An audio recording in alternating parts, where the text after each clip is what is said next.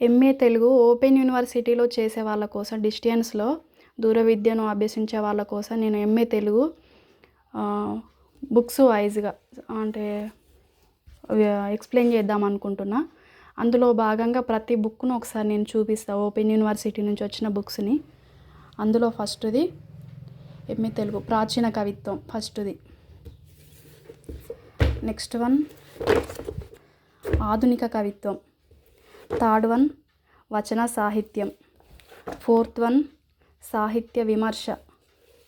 Fifth one సాహిత్య చరిత్ర. Sixth one Telugu భాషా వికాసం.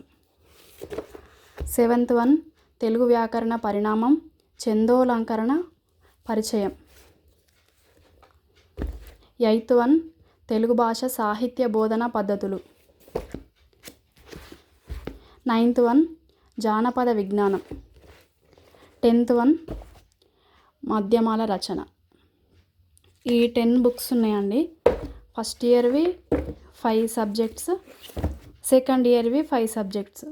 ఇవి సబ్జెక్ట్ వైజ్గా నేను లెసన్ టు లెసన్ ఎక్స్ప్లెయిన్ చేద్దాం అనుకుంటున్నా. డైరెక్ట్ బుక్స్ చూసుకుంటూ చదువుకోని వాళ్ళకి నేను చెప్పేది వినుకుంటూ అర్థం చేసుకొని కొంచెం మీరు బుక్స్ చదువుకున్నా తొందరగా అర్థమయ్యే విధంగా నేను ఎక్స్ప్లెయిన్ చేస్తా అని అనుకుంటున్నా.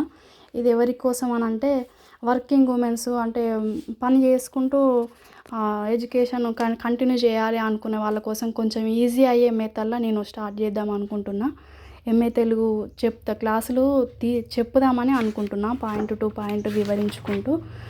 ఒకవేళ ఎగ్జామ్లో వచ్చినా కూడా క్వశ్చన్ పేపర్ ప్యాటర్న్ ఎట్లుంటుంది, ఎట్లా రాయాలి, ఎక్కడి నుంచి ఎక్కడికి ఉంటుంది. కొంతమందికి స్టార్టింగ్లో చూసే వాళ్ళకి అన్ని పద్యాలు ఉన్నాయి, భావాలు ఉన్నాయి, ఇవి ఎట్లా చదవాలి, ఎట్లా రాయాలి అనే వాళ్ళ కోసం ఈజీ ప్రాసెస్లో ఎట్లా రాయాలి అనేది కూడా నేను చెప్తా.